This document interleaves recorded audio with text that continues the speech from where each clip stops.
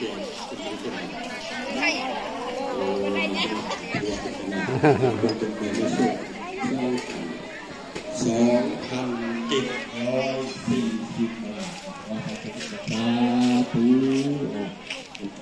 าทำบุญทำทานอยากเป็นบุญไปข้างหน้าหาหมองหมเลยที่ล่ะหาหมองหมคนทั้งพลหมทุกคนจะมีหลายที่หลายอย่างมีของสารมีของเงินมีมากมีเป็นแพทย์เขาเป็นที่ผมด้วยที่กรรมการมันซื้อเพิ่มว่าเขาดูกันส่งไปแล้วก็ทั้งมือบ้างพี่น้องหลายบ่พี่น้องหลายพี่น้องบ่เอาแซ่บหลายรถมือก็มาอีกเด้อล่ะก็ว่าไปทันละ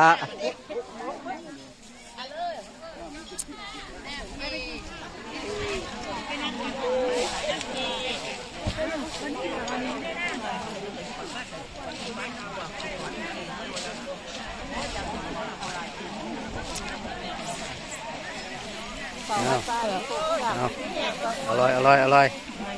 แซ่บแซ่บ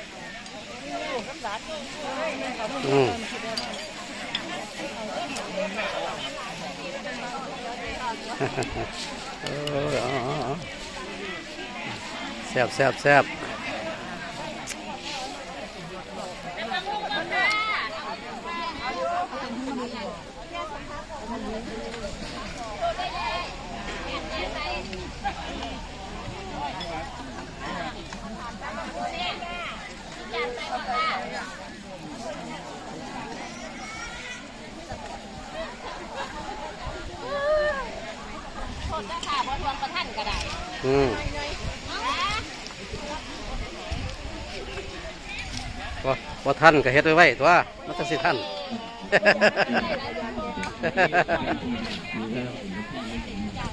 เส้นแซ่บอร่อยแซ่บ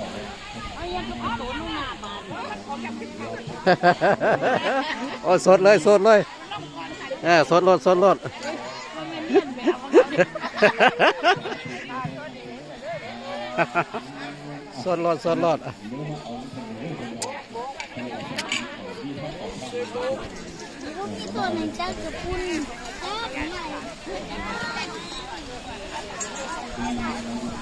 หากินเขาดิล่ะ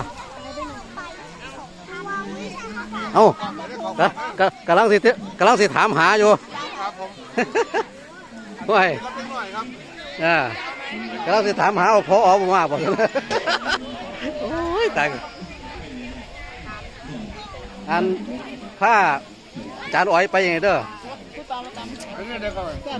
ไปคือเก่ากันแล้วบัดบกน้องธรรมะไอ้น้องข่าพวกนี้ล่ะน้องธรรมะนี่เพิ่นบ่อยู่ครับบ่อยู่มือใดก็ได้เอามือใดก็ได้แล้วแต่เจ้าสิทธิ์ภาพเพิ่นไปเอามือไม่นอกมือเอาบายกันเนาะมันที่มีบัดบกน้องข่าน้องธรรมะแล้วก็ฮอดคุณละบันไลไอ้น้องหน้าให้ไงครับชนตำบลเฮานี่เนาะมันจะมีน้าสะอาดกับเจ้าแล้วมีแล้วแล้วก็ไอ้น้องข่ากสินาแล้วก็เขต2นะเขต2ครับแต่ว่าเนี่ยอนุบาลไปเที่ยวครับคันเขต2อย่างนี้เนี่ยคือไปน้องข่าน้องข่าเนาะแล้วก็หน้าให้ไงโบโหว่าเขตหนึ่งหันเพิ่นมีแล้วคือยังนะเขตหนึ่งคือมันบกน้องธรรมะเขตหนึ่งถ้าบอกหมู่ว่านี่ว่าอาจารย์น่ะบ่ได้เขาไปเรียนจังลงแมนมีแต่เฮาแล้วไป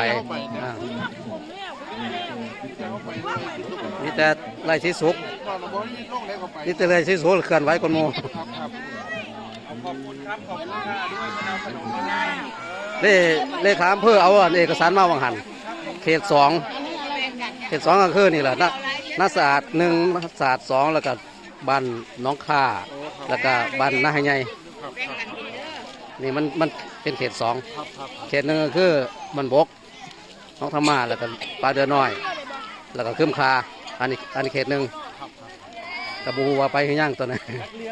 อาจจะยังที่จะเข้าเนี่ยครับไป อ่า บอกว่าเยอะเดี๋ยวรู้จะประสานขอพูดเยอะมากต้องเดินไปเอาเองเพิ่นไม่มีใครยกให้ คันมีใบป้านาแล้วก็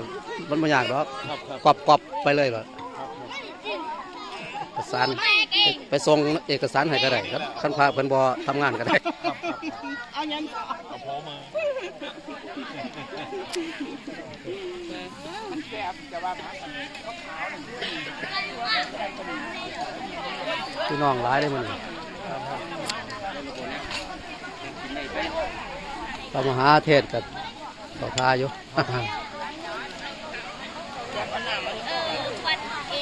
เสียแถวนี้แล้วมันบ่มีลำโพงบ่คือสมัยอาตมาเฮ็ดนี่มันมีลำโพงพร้อมมันสิดังอันนั้นมันดังแต่มองล้านถ้ำมันเนาะมันถ้าตั้งใจอีหลีก็ได้ยินอยู่ ครับครับเจ้า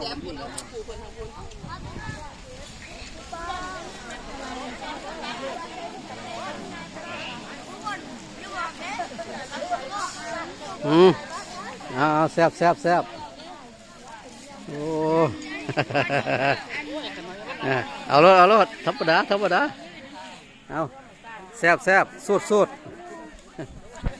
ผู้ไทยว่าสูดเอานึกว่าอันผู้ใดเลยว้าพาพี่น้องกินข้าวอ่ะ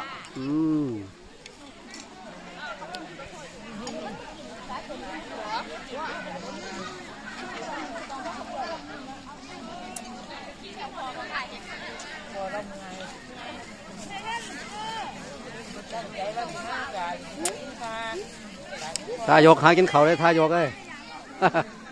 หากินเขาเลยเจ้า